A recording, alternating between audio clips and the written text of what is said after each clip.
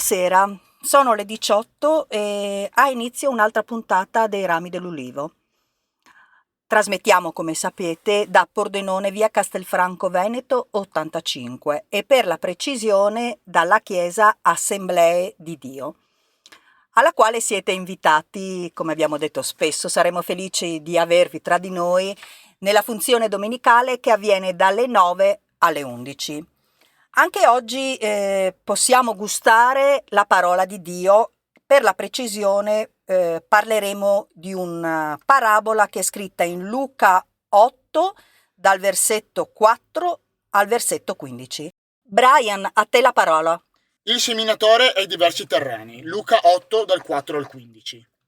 Or, come si riuniva una gran folla, e la gente di ogni città accorreva a lui, egli disse in parabola: il seminatore uscì a seminare la sua semenza, e, mentre seminava, una parte del seme cadde lungo la strada. Fu calpestato e gli uccelli lo mangiarono. Un'altra cadde sulla roccia. Appena fu germogliato, seccò, perché non aveva umidità. Un'altra cade in mezzo alle spine. Le spine, crescendo insieme con esso, lo soffocarono. Un'altra parte cade in un buon terreno. Quando fu germogliato, produsse il 100 per uno. Dicendo queste cose esclamava: chi ha orecchi per udire oda.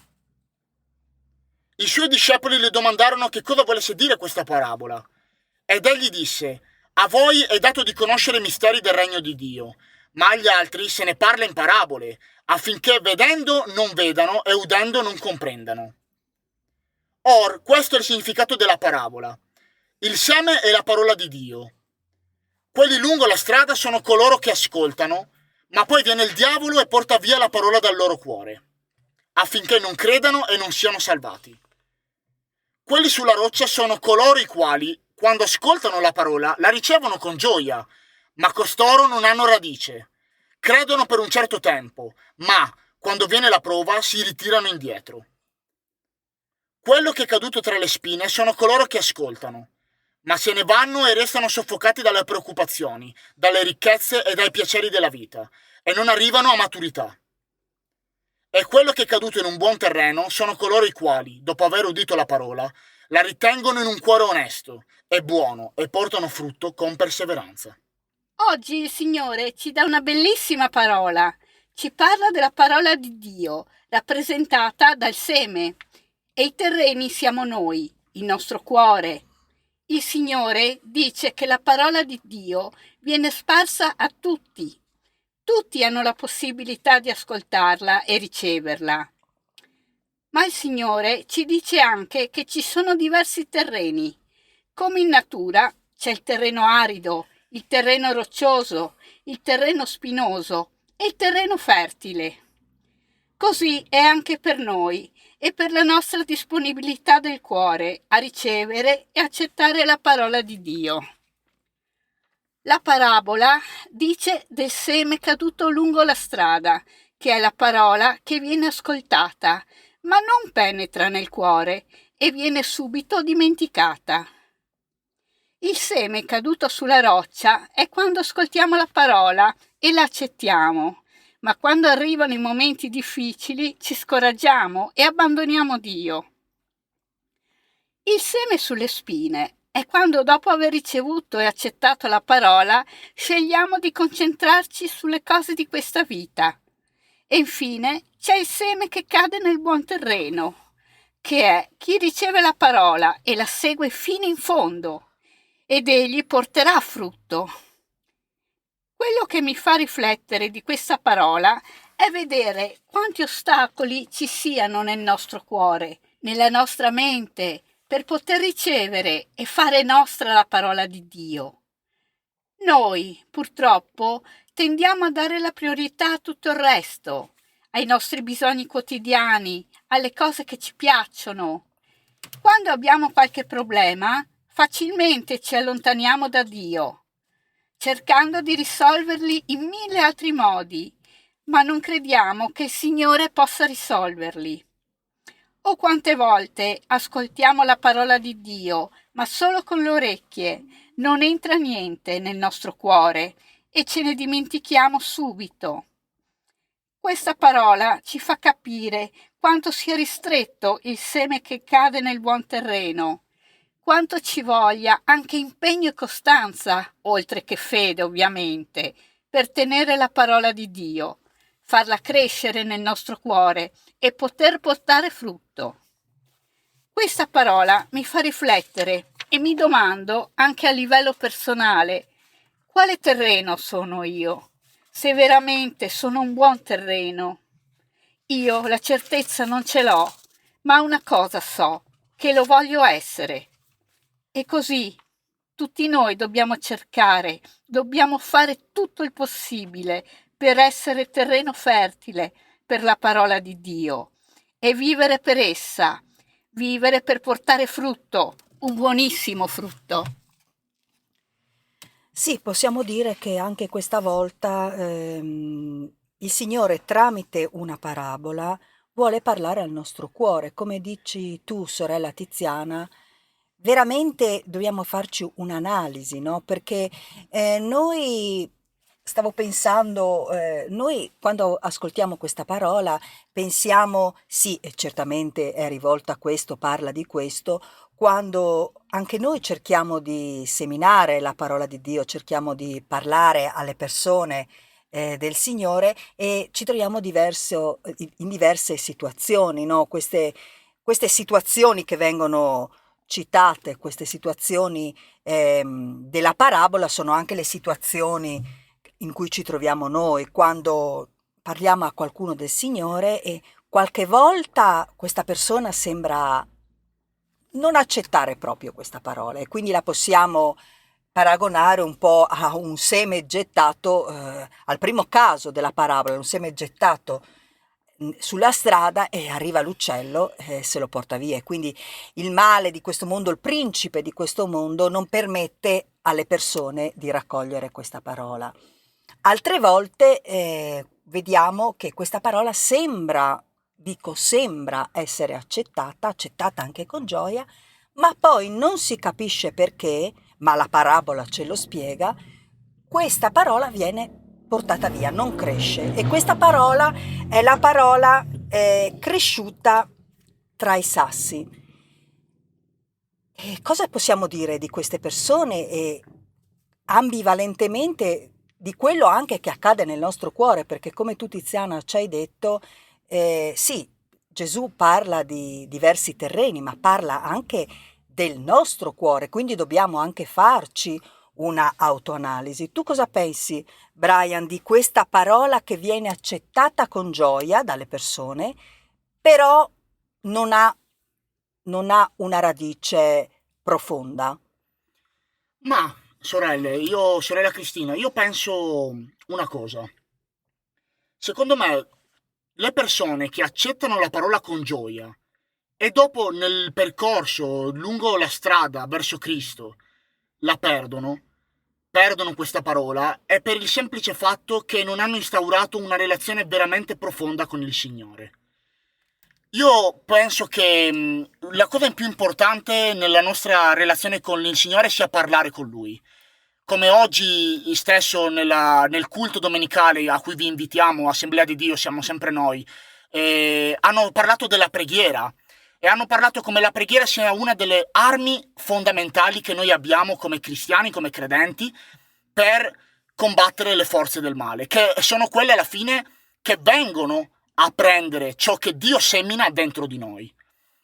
Quindi io reputo che sia questo, sorella Cristina, sai, il fatto che, sì, il semplice fatto che non si sia instaurato un vero rapporto profondo col Signore.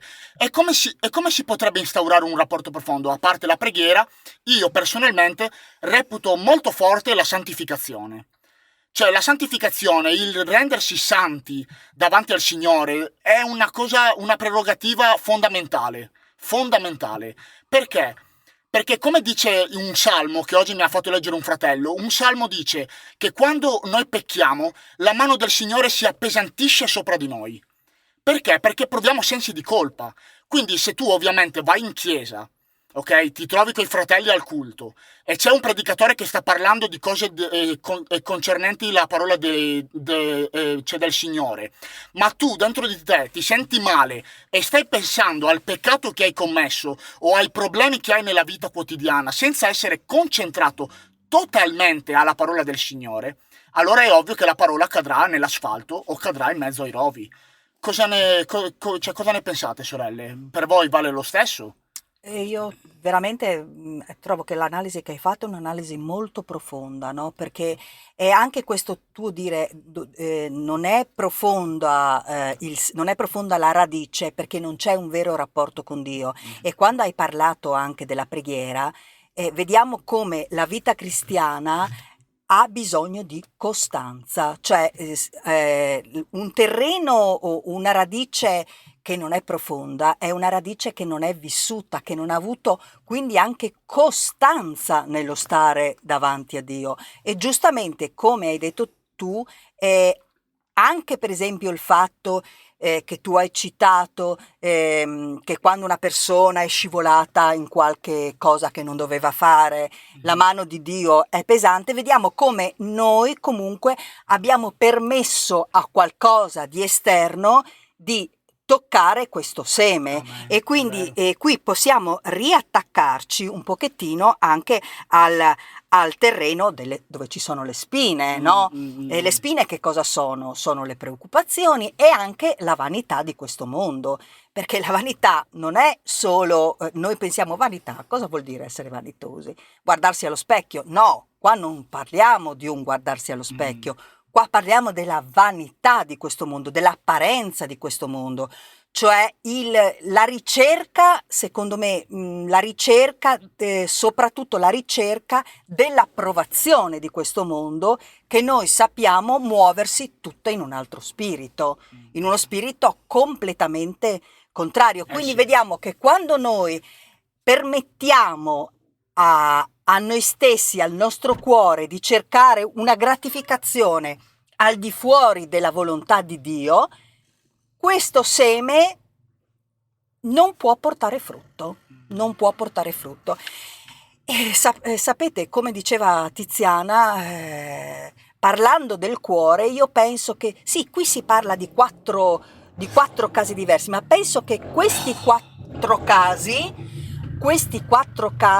in realtà esistono tutti nel nostro cuore. Ci possono essere queste quattro situazioni che, anche se noi abbiamo accettato la parola, possono coesistere nella nostra natura. Assolutamente. Se noi non curiamo il nostro rapporto con Dio, come diceva oggi nella predicazione il nostro fratello, se noi permettiamo alla vanità del mondo di entrare, se noi permettiamo alle preoccupazioni di entrare, cosa diventiamo? Diventiamo un terreno roccioso, un terreno pieno di spine che non può portare frutto, perché la volontà di Dio è quella di portare frutto. E mi viene anche da pensare, guardate il male, no? Le cose nei secoli non sono cambiate dal tempo di Adamo ed Eva, perché alla fine Adamo ed Eva avevano ricevuto, vivevano nel paradiso terrestre, vivevano con la parola di Dio, eppure il male, Satana, alla fine che cosa ha fatto per allontanarli dalla parola di Dio? Ha fatto esattamente quello che fa adesso, ha insinuato il dubbio dentro di loro, dicendo non è vero che quando mangerete questo frutto succederà qualcosa, e anche ha sollecitato la vanità di questo mondo, sarete uguali a Dio. Quindi vediamo come il vecchio trucco, non c'è niente di nuovo sotto il sole, come Esatto. diceva il Sì, salmista, sì, sì. cioè viene sempre usato, eppure, diciamoci la verità, è sempre efficace. Quindi cosa possiamo imparare da questo? Possiamo imparare che, come dicevi tu, Brian, il nostro cuore deve essere fermo nei suoi sì. sentimenti, Sì, perché è sì. scritto anche a chi è fermo nei propri sentimenti. Quindi il sentimento del nostro, il rapporto con Dio deve essere un rapporto fermo, che allontana ogni forma di disturbo, che potrebbe disturbare questa pianta che deve nascere. Allora lì saremo un buon terreno. Diversamente, anche che abbiamo accettato Gesù, anche che frequentiamo una chiesa, anche che cerchiamo di andare avanti, purtroppo non diventeremo mai una bella pianta, una bella quercia all'ombra delle quali si possono appoggiare diverse persone, possono sedersi diverse persone. Sì. E quindi sì, veramente dobbiamo fare un'analisi del nostro cuore e dobbiamo ringraziare. Io ringrazio lo Spirito Santo per quello che mi ha detto tramite questa parabola che io conoscevo già, che però veramente vediamo come la parola di Dio è una parola vivente. Non ci Sì. dimentichiamo che il mondo è stato creato con la parola, quindi dobbiamo leggere la parola, meditarla, pregare, come diceva oggi il nostro fratello, Sì. perché la preghiera è una delle armi che noi abbiamo per combattere il male, e quindi così possiamo diventare o rimanere un terreno fertile. Una potentissima arma, direi. Sì, Amen, proprio amen. di sì. Perché io direi, anche quando non siamo proprio un terreno fertile, anche se in certi momenti, come tutti, è umano, siamo un terreno spinoso, siamo un terreno roccioso in alcuni momenti della nostra vita, tutti possiamo comunque tornare ad essere essere un terreno fertile, se noi lo vogliamo veramente, se noi lo desideriamo con tutto il cuore e chiediamo a Dio di aiutarci. Chiunque di noi può essere un terreno fertile e portare frutto a caterve, Abbondante. abbondante. Amen, amen. Allora, fratelli, anche oggi il Signore ci ha parlato, ringraziamo lo Spirito Santo per questa parola. Io mi sento veramente di ringraziarlo e chiedo che lo Spirito Santo veramente continui anche a parlarmi su questa parola, perché mi rendo conto, quando abbiamo parlato del cuore, che effettivamente in me coabitano, siamo bivalenti, non siamo sì. così fermi. No, Bene, assolutamente. fratelli, cosa facciamo? Ma cosa dite? Ricordiamo il numero del nostro pastore innanzitutto. Il numero del nostro pastore, che è sempre disponibile Esatto. per qualunque necessità spirituale, per qualunque anche richiesta di preghiera. Certo, ci siamo anche noi dei Rami dell'Ulivo, però se volete veramente un appoggio forte, sappiate che potete contare su questo uomo di Dio. Allora diamo il numero. Eccolo qua. Il numero è 389 681 2922. Ripeto, 389 681 2922. E adesso cosa facciamo? Apriamo la linea!